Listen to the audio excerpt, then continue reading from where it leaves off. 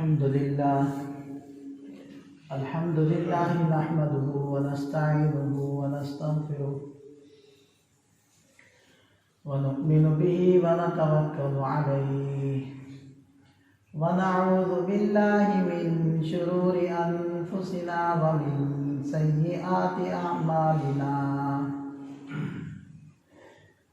من يهده الله فلا مضل له ومن يضلل فلا هادي له ونشهد أن لا إله إلا الله وحده لا شريك له ونشهد أن سيدنا ومولانا محمدا عبده ورسوله أما بعد فأعوذ بالله من الشيطان الرجيم بسم الله الرحمن الرحيم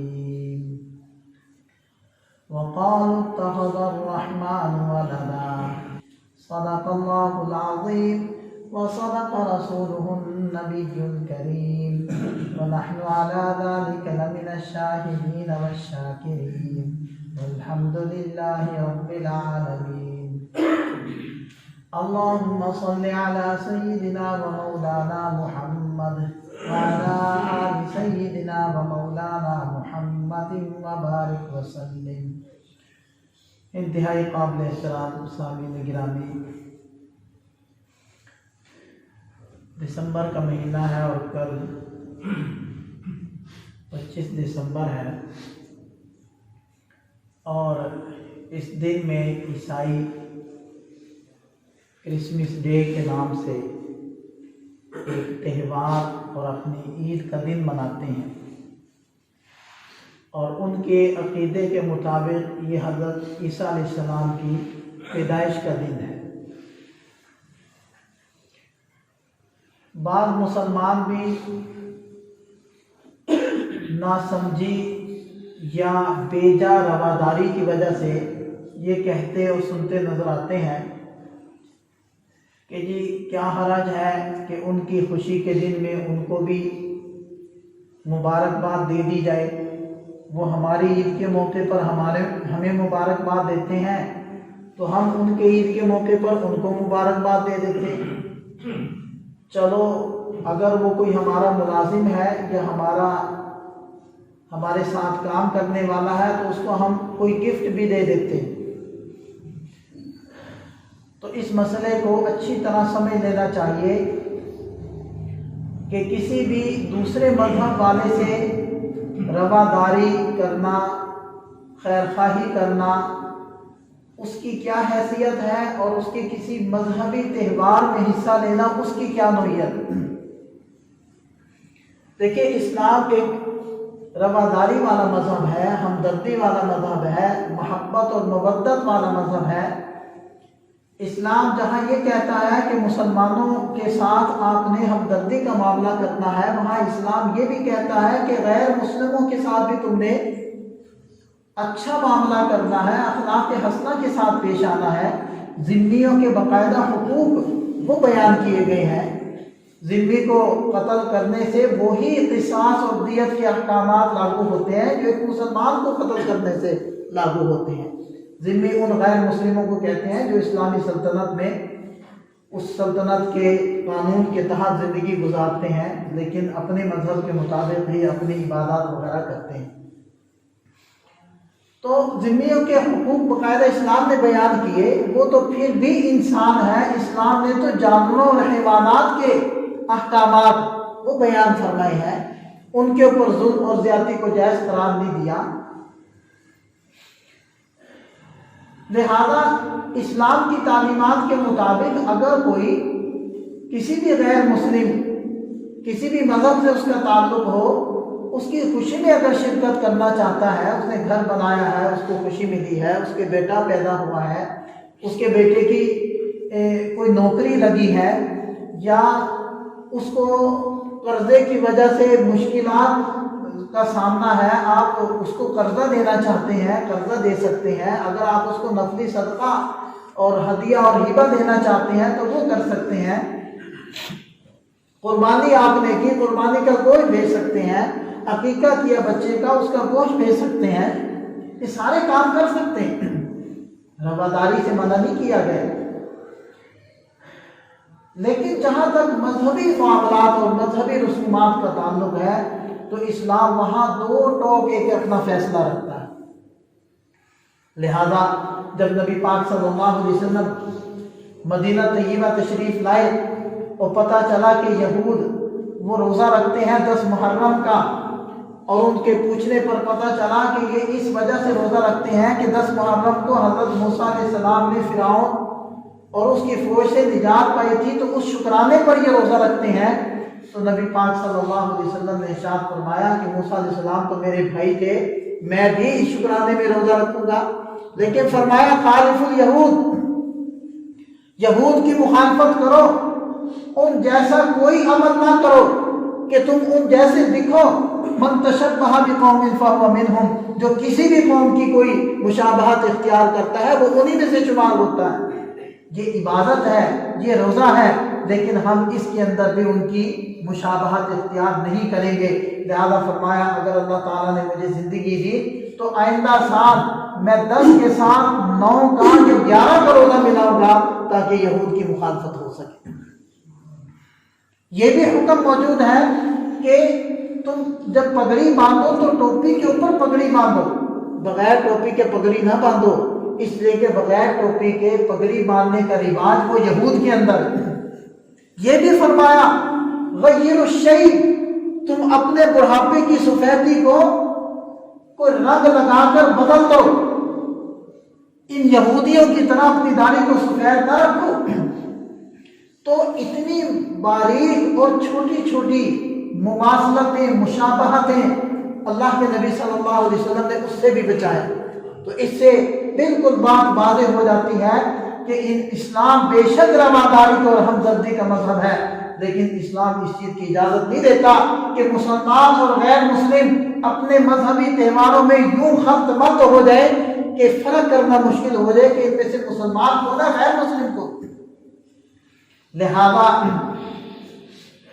کسی کے ہاں کوئی مذہبی عقیدے کی بنیاد پر کوئی عید کا دن ہے، کوئی خوشی کا دن ہے، تو مسلمانوں کو ہرگز اجازت نہیں ہے کہ وہ اس میں کسی اعتبار سے حصہ لیں، جسمانی طور پر وہاں نہ جائیں، زبانی طور پر ان کو مبارک نہ دیں، اور اپنے کسی بھی حرکت سے ان کی فیور نہ کریں اور ان کو فائدہ نہ پہنچائیں۔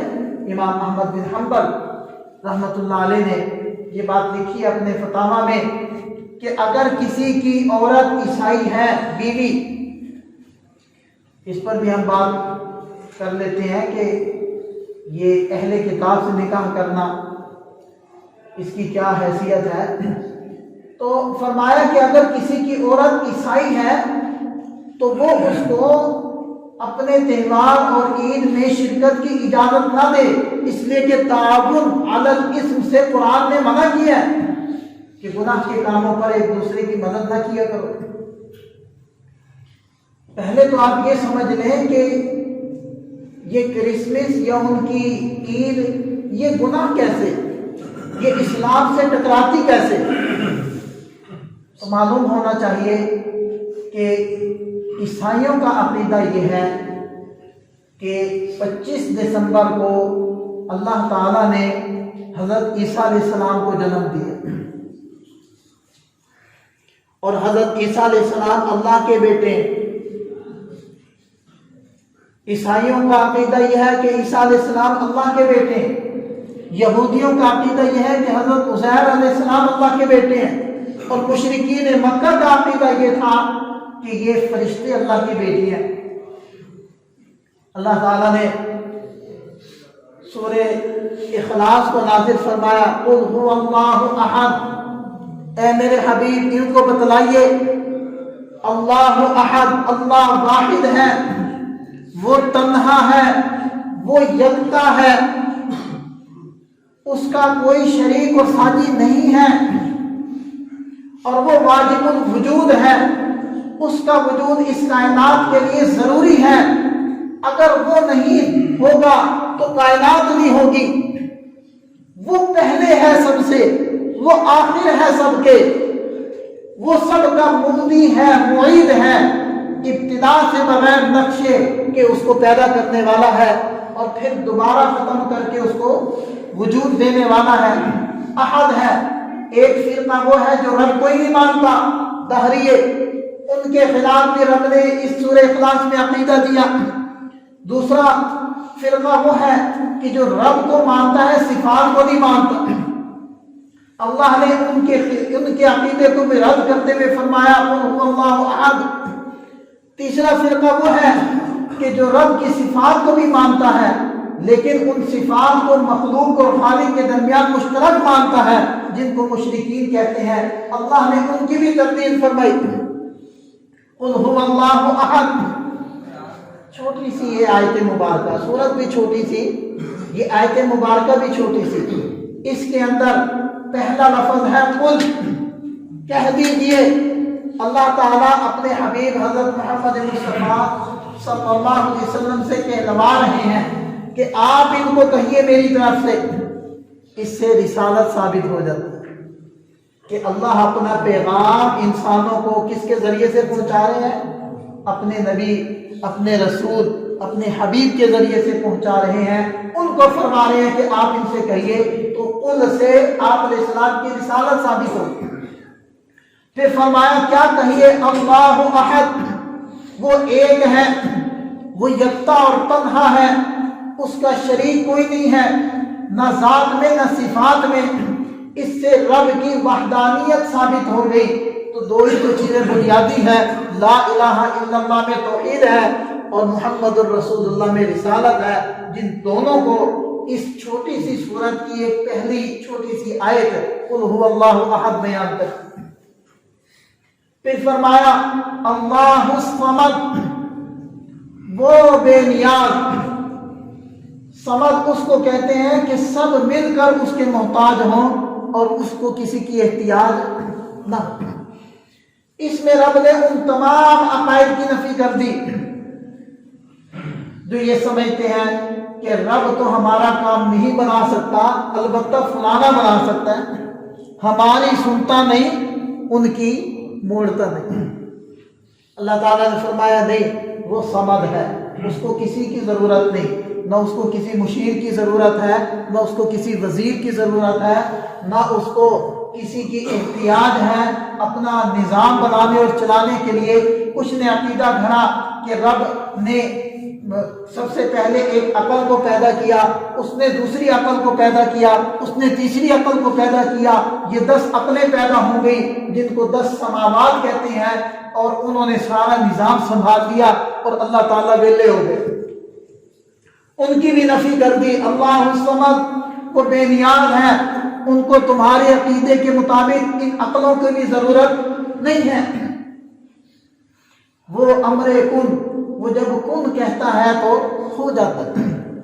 अस-समद है, वो बगैर किसी शिरकत के वाहिद यकता इस कायनात का निजाम चलाने वाला है। लम यलिद, वो खुद किसी से पैदा नहीं हुआ, न उसने किसी को पैदा किया। लम यलिद, उसने किसी को न जना। ये ईसाइयों के अकीदे की, मुशरिकीन मक्का के अकीदे की, यहूदियों के अकीदे की नफी हो गई लम यलिद में। वलम यूलद, वो किसी से पैदा नहीं हुआ, उसको किसी ने पैदा नहीं किया। मुशरिकीन मक्का ने आकर कहा, अल्लाह के रसूल बतलाइए अल्लाह ताला किस चीज के बने हैं? सोने के बने हैं, चांदी के बने हैं, या लोहे के बने हैं, पत्थर के बने हैं? और कुछ मुशरिकीन ने कहा कि जी अल्लाह ताला का नसब बयान करें, वो किसके बेटे हैं, किसके बाप हैं। ये इसके जवाब में अल्लाह ताला ने सूरत नाजिल फरमाई कि इनको बतला दो रब किसी धात का बना हुआ नहीं है, रब किसी का बाप या बेटा नहीं है। लम यलिद वलम यूलद वलम यकुल लहू कुफुवन अहद, उसकी मिसाल पेश नहीं की जा सकती क्योंकि उस जैसा कोई दूसरा है ही नहीं। हमारे उस्ताद मोहतरम शेखुल हदीस वो मौलाना जमशेद साहब रहमतुल्लाह अलैह सबक में फरमाने लगे कि मेरे पास कुछ लोग आए, मुझे कहने लगे कि आप कहते हो कि अल्लाह हर चीज पर कादिर है, तो अल्लाह जब हर चीज पर कादिर है तो अपने जैसा अल्लाह बनाने पर भी तो कादिर है, तो अपने जैसा एक और अल्लाह बना दे। तो हज़रत फरमाने लगे کہ بھائی جب اللہ اپنے جیسا ایک اور اللہ بنائے گا تو پہلا اللہ بن جائے گا خالق، دوسرا بن جائے گا مخلوق، تو خالق اور مخلوق میں مماثلت کیسی؟ تو دوسرا پھر پہلے جیسا تو نہ ہوا، اس جیسا کوئی ہو سکتا ہی نہیں ہے۔ وَلَمْ يَكُنْ لَهُ كُفُوًا أَحَدٌ، تو یہ رب نے اس عقیدے کی نفی کی۔ عیسائیوں کے جو حضرت عیسیٰ علیہ السلام کو ابن اللہ کہتے ہیں اس کی نفی کی، یہودیوں کے جو حضرت عزیر علیہ السلام کو ابن اللہ کہتے ہیں اس کی نفی کی، اور جو مشرکین فرشتوں کو بنات اللہ کہتے تھے اللہ کی بیٹیاں اس کی نفی کی۔ لہذا اگر 25 دسمبر کو عیسائی اس عقیدے کے پیش نظر اپنی عید منائیں کہ اس دن اللہ تعالیٰ نے حضرت عیسیٰ علیہ السلام کو نعوذ باللہ جنم دیا اور وہ اللہ کے بیٹے قرار پائے، تو پھر ان کو کرسمس مبارک کہہ کر کیا مطلب ہے؟ ان کے اس عقیدے کی ان کی تائید کرنا کہ جو تم عقیدہ رکھتے ہو اور جس عقیدے کو اپنے دماغ کے اندر رکھ کر یہ خوشی منا رہے ہو، ہم بھی اس عقیدے کی تائید کرتے ہیں اور تمہیں مبارک دیتے ہیں۔ حضرت عمر فاروق رضی اللہ عنہ فرمایا کرتے تھے ان غیر مسلموں کی عبادت گاہوں کے پاس نہ جایا کرو اور ان کے تہواروں میں ان کے قریب نہ جایا کرو، اس لیے کہ جہاں یہ تہوار مناتے ہیں وہاں رب تعالیٰ کا غضب نازل ہوتا ہے۔ مجھے ڈر ہے کہ تم جاؤ گے کہ تمہارے اوپر بھی رب کا غضب نہ نازل ہو۔ کیوں؟ اس لیے کہ وہ ہم عید مناتے ہیں کسی عقیدے کے تحت، ہم بڑی بقرعید مناتے ہیں کسی عقیدے کے تحت، ہم عید الفطر مناتے ہیں کسی عقیدے کے تحت۔ وہ صرف خوشی نہیں ہوتی، وہ ایک عقیدہ ہوتا ہے، ایک شریعت کا اسلام کا دیا ہوا نظریہ ہوتا ہے۔ تو اسی طرح غیر مسلم بھی جو عقیدہ جو خوشی مناتے ہیں وہ اپنے کسی عقیدے کے تحت مناتے ہیں، لہذا ان کو ان کی مذہبی رسومات کے اندر مبارک دینا، یہ اس میں کسی طریقے سے شرکت کرنا، ان کی معاونت کرنا، گویا کہ ان کے عقیدہ فاسدہ کی تائید کرنا اور ان کے ساتھ ان کا ہم نوا بننے کے مترادف۔ لہذا اسلام ہمدردی سے نہیں روکتا، رواداری سے نہیں روکتا، حسن اخلاق سے نہیں روکتا، قرضہ دینے یا مشکل میں کسی غیر مسلم کی مدد کرنے یا ہدیہ تحفہ دینے اس سے منع نہیں کرتا، لیکن ہماری کسی بھی حرکت سے ان کی مذہبی رسم کی تائید نہ ہونے پائے اس کا خیال رکھنا ہے۔ اسلام اس سے منع کرتا ہے۔ پھر اللہ تعالیٰ نے ارشاد فرمایا وَقَالُوا اتَّخَذَ الرَّحْمَنُ وَلَدًا، یہ لوگ کہتے ہیں کہ اللہ نے بیٹا جنا ہے، اللہ نے ایک بیٹا بنایا ہوا ہے۔ لَقَدْ جِئْتُمْ شَيْئًا إِدًّا، تم نے ایک بہت بڑا جھوٹ باندھا ہے، تمہیں پتا ہے کہ تم کتنی بڑی بات کر رہے ہو۔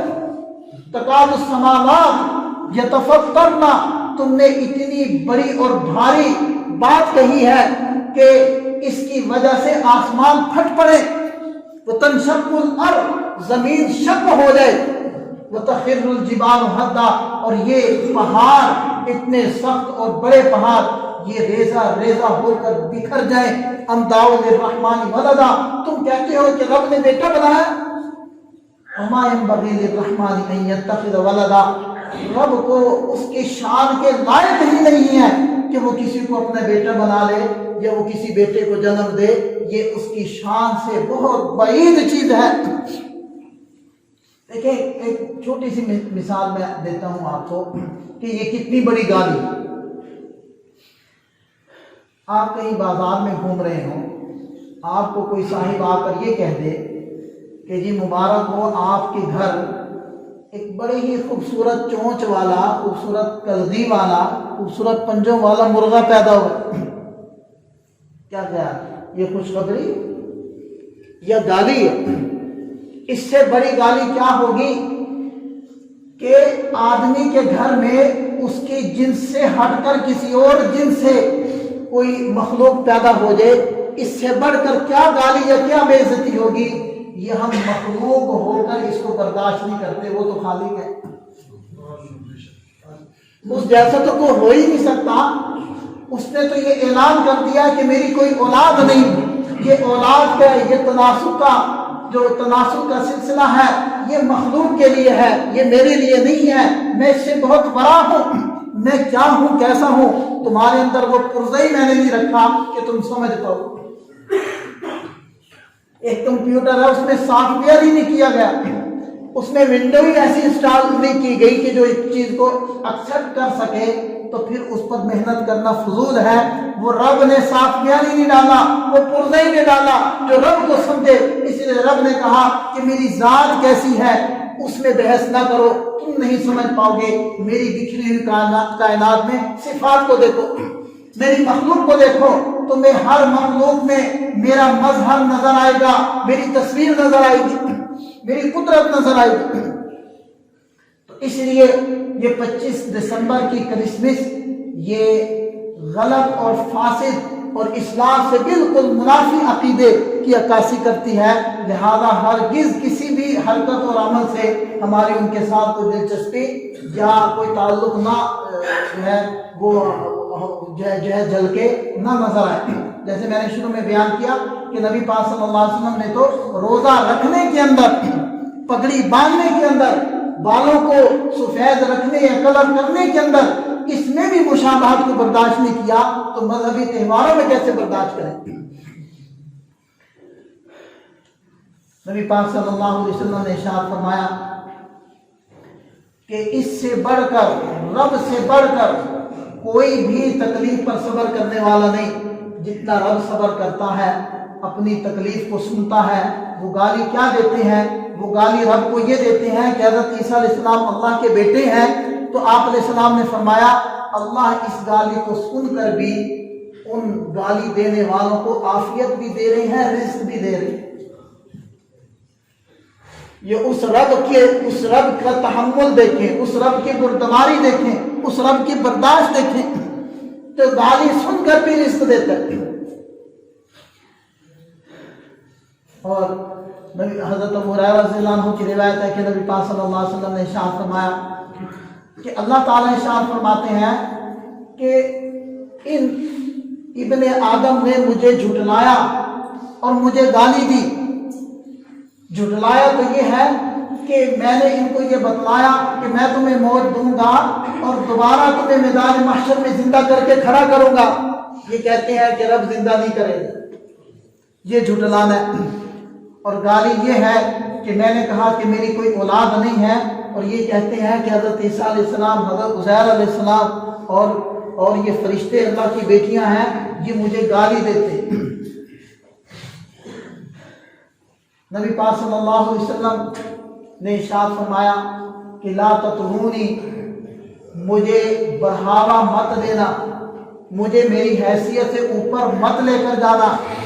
جیسے کہ عیسائیوں نے حضرت عیسیٰ علیہ السلام کو بڑھاوا دیا اور وہ کہنے لگے کہ حضرت عیسیٰ علیہ السلام اللہ کے بیٹے ہیں، تو فرمایا کہ مجھے تم ایسا نہ کرنا، انی عبد اللہ و رسولہ، میں تو اللہ کا بندہ اور اس کا رسول ہوں، اللہ کا کوئی بیٹا نہیں۔ لہذا عیسائیوں کا ایک عقیدہ، اچھا عیسائیوں کو اب تک یہ نہیں سمجھ آیا کہ ہمارا عقیدہ کیا ہے، کیونکہ ان کے پاس کوئی مضبوط بات ہی نہیں۔ کبھی کہتے ہیں ثالث الثلاثہ، کبھی وہ کہتے ہیں کہ جی خدا تین ہے، وہ کہتے ہیں ایک تو اللہ تعالیٰ خدا ہے، ایک حضرت مریم علیہ السلام وہ ہے، تیسرے حضرت عیسیٰ علیہ السلام خدا ہے۔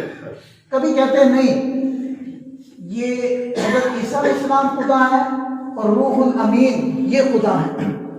کبھی کہتے ہیں کہ یہ جو عیسیٰ علیہ السلام تھے یہ اصل میں اللہ ہی تھے، حلول کا عقیدہ رکھتے ہیں کہ اللہ تعالیٰ حضرت عیسیٰ علیہ السلام کی شکل میں تشریف لائے، تو عیسیٰ علیہ السلام الگ سے کچھ نہیں ہے، وہ اللہ ہی ہے۔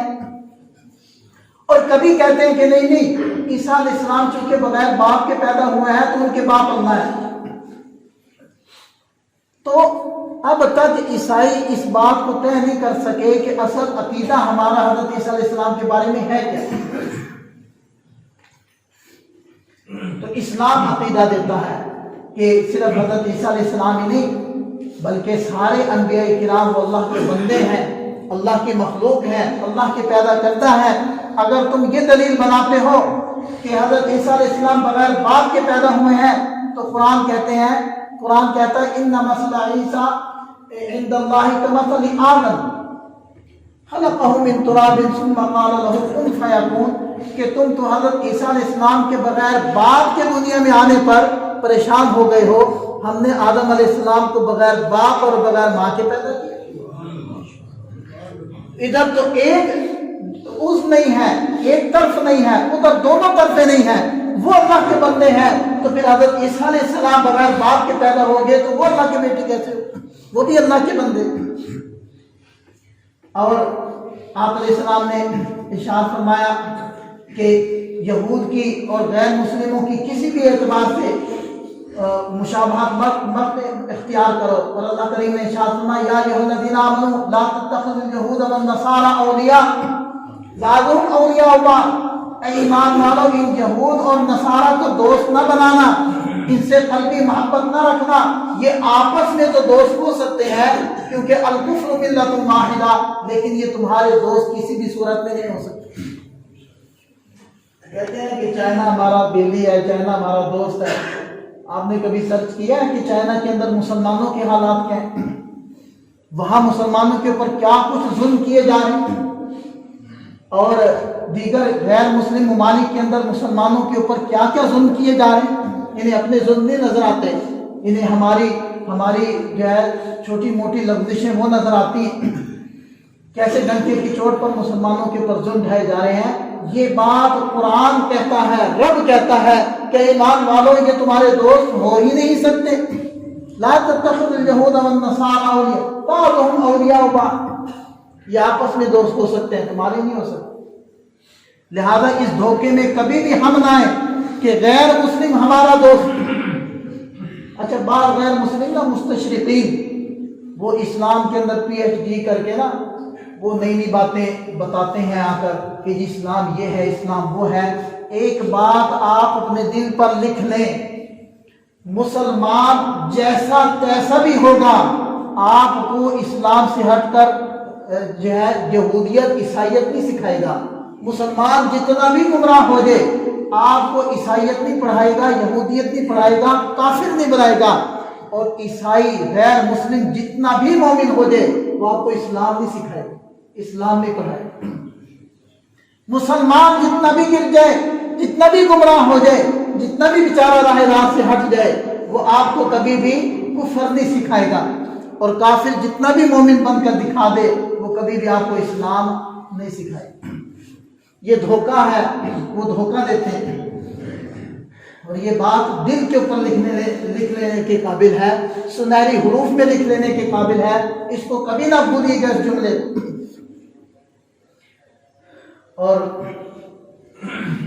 اب تھوڑی سی بات کر لیتے ہیں کہ یہ حضرت عیسیٰ علیہ السلام جب تشریف لائے ہیں اس وقت کے تھوڑے سے حالات، وقت مختصر ہے، میں کوشش کرتا ہوں کہ انتہائی اختصار کے ساتھ چند جملوں کے اندر آپ حضرات کو تھوڑا سا ایک ویو دے دوں کہ حضرت عیسیٰ علیہ السلام کی بعثت سے پہلے یہود کے اوپر، کیونکہ یہود کا علاقہ وہ بستے یہیں تھے، یہ جو فلسطین کا علاقہ ہے شام کا یہیں، تو اسکندر رومی نے ان کے اوپر حملہ کیا تھا اور یہاں سے ان لوگوں کو بھگا دیا تھا، یہودیوں کو۔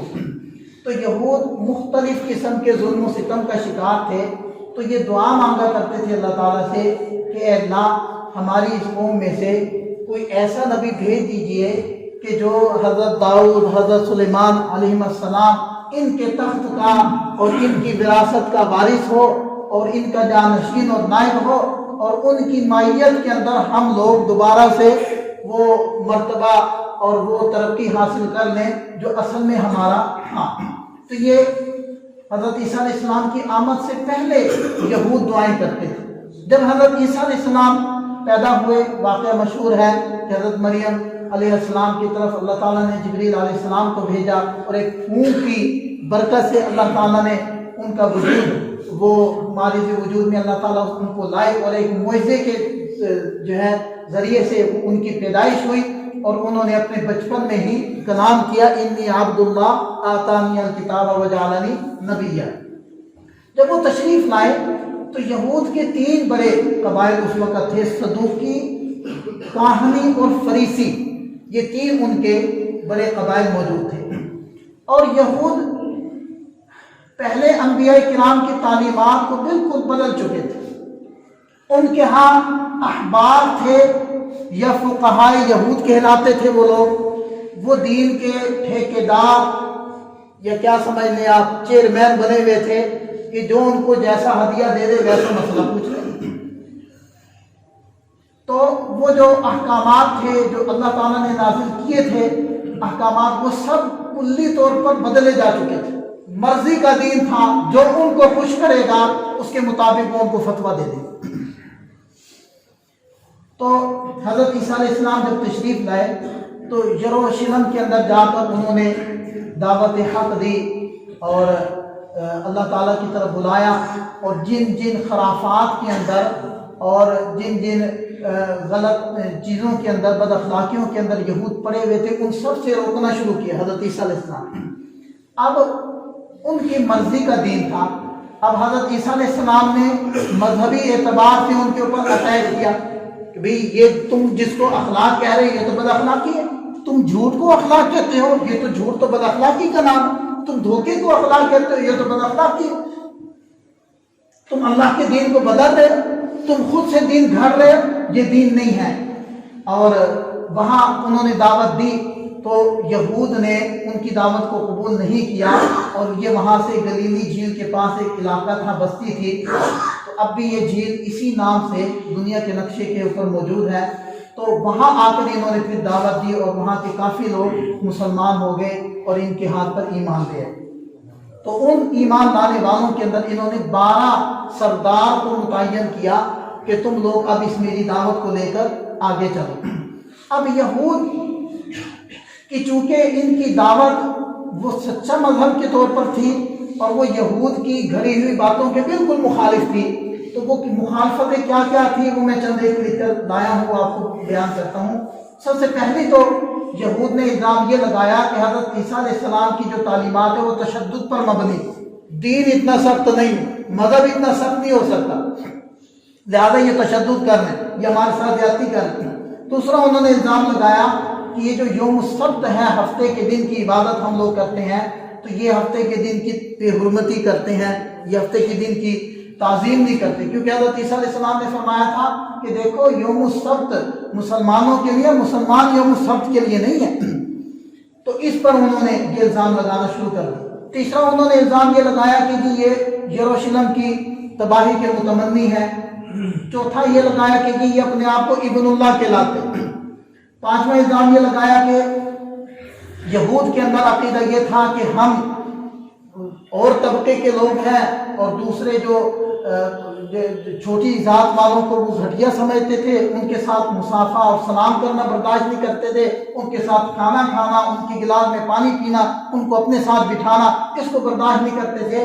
حضرت عیسیٰ علیہ السلام نے کی تعلیمات تھی مساوات پر کہ سب مسلمان برابر ہیں، ان کے اندر کوئی فرق نہیں ہوتا، یہ ذات پات صرف پہچان کے لیے ہوتی ہیں، اللہ تعالیٰ کے نزدیک جو مکرم اور محترم ہوتا ہے وہ متقی ہوتا ہے، جو اسلام کی بھی تعلیمات ہیں۔ انہوں نے یہ بھی الزام لگایا، یہ بھی ان کی دکھتی رگ پر ہاتھ تھا۔ اسی طرح انہوں نے کہا کہ جی یہ حضرت داؤد اور حضرت سلیمان علیہ السلام کے تخت کے اوپر یہ قبضہ کرنا چاہتے ہیں اور یہ اس کے دعوے دار ہیں، اور ان کی جو ہے موجودات ہیں یا باقیات ہیں ان کے اوپر قبضہ کرنا چاہتے ہیں۔ تو اس قسم کے الزامات لگا کر انہوں نے ایک رومی گورنر کے ذریعے سے یہ فیصلہ کروایا کہ یہ اس قابل نہیں ہے کہ زندہ رہیں، ان کو ختم کیا جائے۔ یہود نے خود بھی ایک خود ساختہ عدالت سجائی اور اس کے اندر حضرت عیسیٰ علیہ السلام کو پیش کیا اور زبردستی ان گناہوں کو یا ان جرائم کو ان کے اوپر تھوپا گیا، اور زبردستی نے ان کے لیے کیا آرڈر لیا کہ جن کو سولی دے دی۔ اب حضرت عیسیٰ علیہ السلام کو ایک کمرے کے اندر وہ بند کر دیا گیا، تو کمرے کی چھت پھٹی، اللہ تعالیٰ نے حضرت عیسیٰ علیہ السلام کو آسمانوں پر اٹھا لیا۔ قرآن کہتا ہے وما قتلوا وما صلبوا ولکن شبہ لهم، نہ انہوں نے قتل کیا نہ انہوں نے سولی دی، बल्कि वो जो 7 अफराद दाखिल हुए थे उनको पकड़ने के लिए, उनमें से एक की शक्ल हज़रत ईसा अलैहिस्सलाम जैसी हो गई। ईसा अलैहिस्सलाम आसमानों पर तशरीफ ले गए और उन 6 ने अपने ही साथी को पकड़कर सूली पर लटका दिया। वो शोर मचाता रहा कि यार मैं तो फलां हूँ, तुम्हारे साथ ही तो आया हूँ। वो कह रहे नहीं, तू ईसा है, तू हमें धोखा देने की कोशिश कर रहा है। आज तक ईसाइयत पर इस बात का जवाब मौजूद नहीं है कि उस कमरे में गए तो पकड़ने के लिए 7 थे, आए 6 थे, वो 7वां कहाँ गए? तो बहरहाल अल्लाह ताला ने आसमानों पर उठा लिया और बाद में जो हज़रत ईसा अलैहिस्सलाम की तालीमात थी वो अब तक ईसाइयत के पास महफूज नहीं है। 4 किताबें मशहूर हैं, इंजील मत्ता, इंजील मुरक्कस, इंजील लूका, इंजील यूहन्ना, और 5वीं है इंजील बरनबास। ये 5 किताबें ईसाइयों के यहाँ मारूफ हैं, लेकिन ईसाई मुसन्निफीन खुद कहते हैं, इसका इकरार करते हैं कि ये हज़रत ईसा अलैहिस्सलाम की तालीमात नहीं है, ना ही उनकी तालीमात महफूज रही हैं। ये हमारी याददाश्तें हैं, ये हज़रत ईसा अलैहिस्सलाम की कोई सवाल उम्री यानी उनकी ज़िंदगी के कुछ वाक़यात हैं जो हमें याद रहे, वो हमने लिखे हैं। और ये जो 5 मुसन्निफीन है, 5 में से ये 4 को मानते हैं, 5वीं को नहीं मानते। इंजील बरनबास को नहीं मानते, ये पहली 4 इंजीलें मैंने गिनवाई है उसको मानते हैं।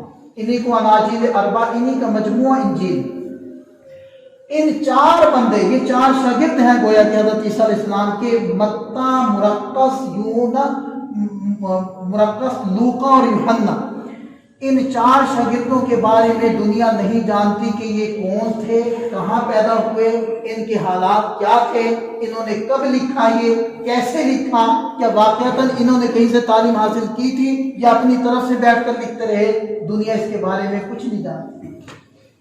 आपको यहाँ एक बात बता दूं कि जितना भी आपके पास अहादीस का मजमुआ है, हर हदीस के ऊपर एक सनद होती है कि किसने किससे नकल की, किसने किससे नकल की, किसने किससे नकल की, और ये सनद पहुंचती है नबी पाक सल्लल्लाहु अलैहि वसल्लम तक। उस सनद में जितने नाम हैं, हर आदमी का पूरा बायोडेटा, पूरा तारुफ, वो कहाँ का था, इसका अब्बा कौन था, इसका दादा कौन था, इसका परदादा कौन था, इसका नाना कौन था, इसका परनाना कौन था, ये किस इलाके में रहता था, और ये कैसा आदमी था, इसने तालीम कहाँ से हासिल की थी, इसने कभी जिंदगी में झूठ भी बोला था, इसका हाफिज़ा कैसा था। इस सारी मालूमात को जहाँ रखा गया है उसको कहते हैं अस्मा और रिजाल का इल्म।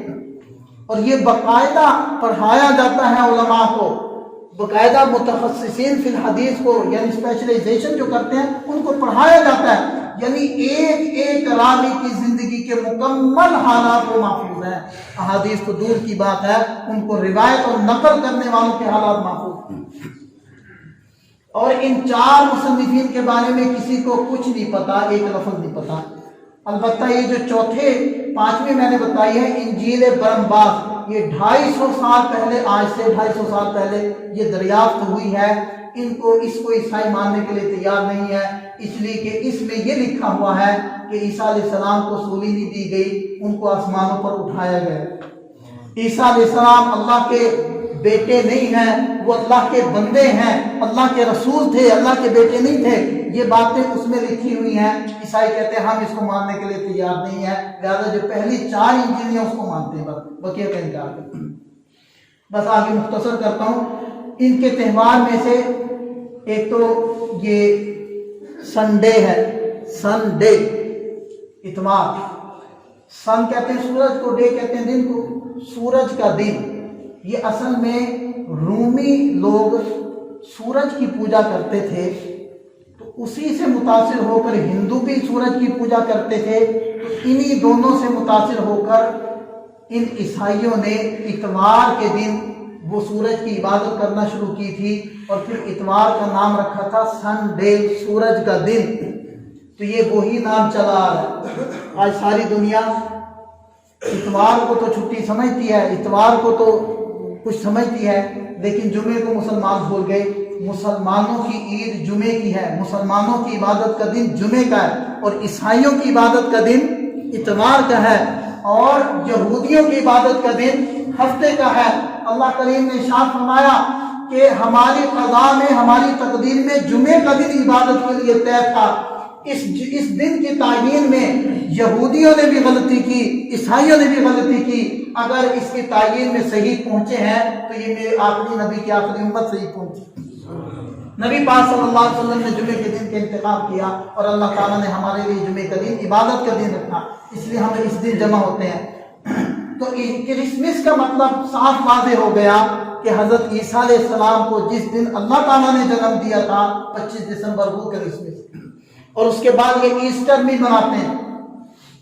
ان کا عقیدہ یہ ہے کہ حضرت عیسیٰ علیہ السلام کو جب سولی دی گئی تو اس کے تیسرے دن وہ زندہ ہو گئے تھے، تو اس دن کو یہ ایسٹر کہتے ہیں، اور ایران والے اسی دن کو نوروز کہتے ہیں، اور ہندو اس دن کو بسنت کہتے ہیں، اور یہ اقوام اس دن کو اسی نظریے کے مطابق مناتے ہیں کہ یہ وہ دن ہے خوشی کا جس میں حضرت عیسیٰ علیہ السلام زندہ ہوئے تھے۔ اسلام کیا کہتا ہے؟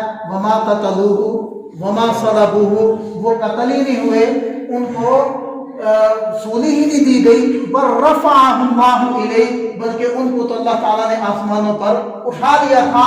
جن عقیدوں کی بنیاد پر وہ لوگ بسنت یا نوروز مناتے ہیں، اسلام ان عقیدوں کی نفی کرتا ہے، لہذا ان کی ان خوشیوں کے موقع پر ان کو مبارک دینا، ان پر پھول نچھاور کرنا یا ان کو کیک دینا گویا کہ ان کے عقیدے کی تائید ہے اور ان کی مذہبی روایات کے اندر شرکت ہے، جس سے بہت زیادہ بچنے کی ضرورت ہے۔ اللہ تعالیٰ ہمیں دین کامل کی سمجھ عطا فرمائے اور ہمیں اس کے مطابق زندگی گزارنے کی توفیق عطا فرمائے۔ وآخر دعوانا الحمدللہ۔